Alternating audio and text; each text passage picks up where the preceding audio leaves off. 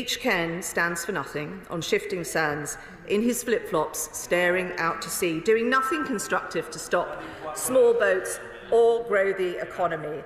And when we examine his weak record on union demands, on border control, on protecting the public and stopping small boats, we discover that, like Beach Ken, he has zero balls.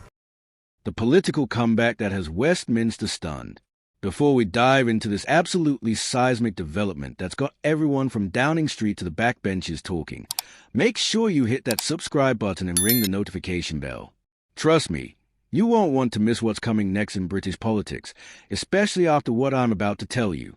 Even Keir Starmer was reportedly left stunned when this news broke across Westminster's corridors of power. Picture this. It's a grey Tuesday morning in Westminster, the kind where the Thames seems to mirror the mood of a Conservative party that's been battered, bruised, and frankly, written off by just about everyone. The polls are brutal. Third place with a measly 17.4%, trailing behind Reform's surge to 31% and Labour's steady 20%. It's the sort of political carnage that would make even the most seasoned spin doctor reach for something stronger than their morning tea. But then, like a phoenix rising from political ashes, comes news that sent shockwaves through every political salon from Belgravia to Birmingham. Dame Penny Mordaunt. Yes, that Penny Mordaunt, the sword-wielding, crowd-commanding former Commons leader who fell in July's electoral bloodbath, is plotting her return. And she's not coming back quietly. Now, let's be absolutely clear about what we're witnessing here. This isn't just another politician dusting off their CV for a comeback tour. This is Dame Penny Mordaunt, a woman who carried the sword of state at the coronation with a kind of gravitas that made Republican hearts skip a beat, declaring herself ready to be a foot soldier in what might just be the most consequential political battle of our generation. The woman who lost Portsmouth North by the narrowest of margins to Labour's Amanda Martin is now filling out her application form to get back on the candidates list. But here's where it gets deliciously interesting, and where Kemi Badenoch might want to start looking over her shoulder. Because when former leadership contenders start talking about returning as foot soldiers, seasoned Westminster watchers know to read between the lines. Dame Penny's language is fascinating, isn't it? It's no fun being Conservative right now, she declares with a sort of understated British candour that cuts deeper than any theatrical outburst. She's not wrong, of course. When you're polling third behind Reform UK, the party that barely existed as a serious force just a few years ago, you know you're in trouble. But listen to what she's really saying when she talks about supporting Kemi Badenoch. Yes, she calls her a trooper, high praise in political circles, but then comes a killer blow delivered with surgical precision. She's not going to implore this for a little while yet. Translation? The current leadership isn't cutting through, and everyone knows it. The timing of this announcement is absolutely exquisite. Just as Danny Kruger becomes the first sitting Conservative MP to defect to Reform, followed swiftly by former Health Minister Maria Caulfield, here comes Penny Mordaunt positioning herself as a woman to take on Nigel Farage's insurgent force. The symbolism is impossible to ignore. As MPs flee the sinking ship, the cavalry arrive in the form of someone who's already tasted electoral defeat and lived to tell the tale. What's particularly intriguing is Dame Penny's analysis of where the Conservative Party has gone wrong. People are tired of business as usual in politics, she observes. They don't care if the cat is red or blue. They want some mice caught. It's the sort of folksy wisdom that plays well with focus groups and resonates far beyond the Westminster bubble.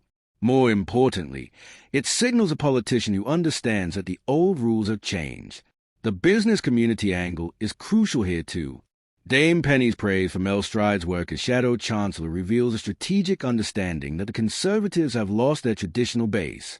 The party has not been the party of business for a while, she admits with refreshing honesty. For a party that built its reputation on economic competence, that's a damning indictment of recent leadership failures. But let's talk about what's really happening beneath the surface.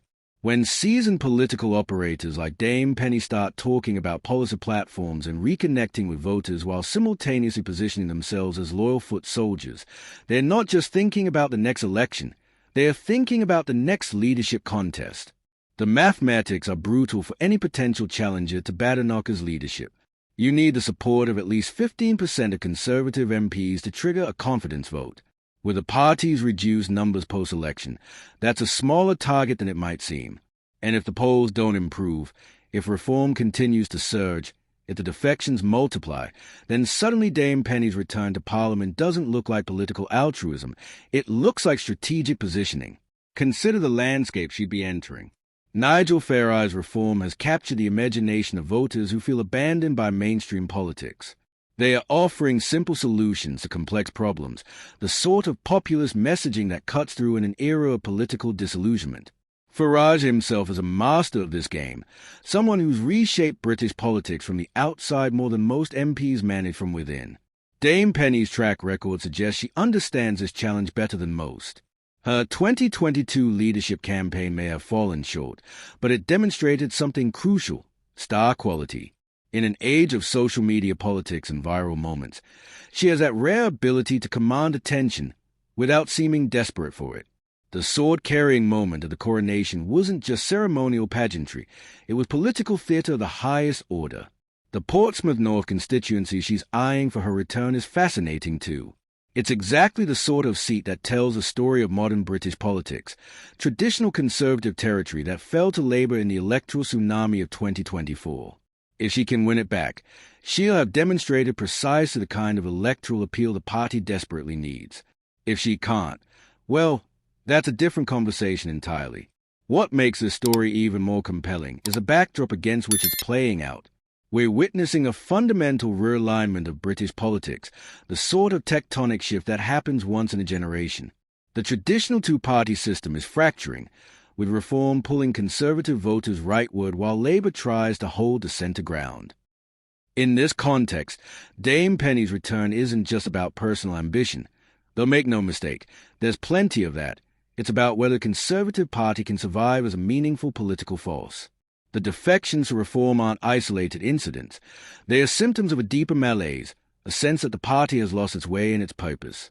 Dame Penny's promise to work on recreating a policy platform that will truly carry out what the public expects sounds like standard political rhetoric, but it's actually more significant than it appears.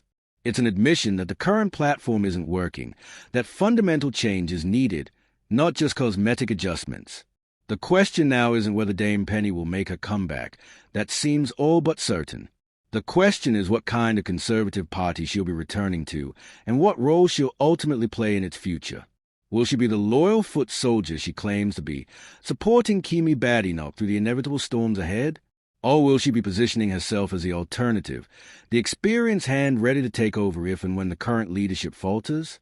The political establishment is watching this unfold with the kind of fascination usually reserved for constitutional crises, because what Dame Penny Mordaunt does next could determine not just her own political future, but the future of one of Britain's oldest political parties.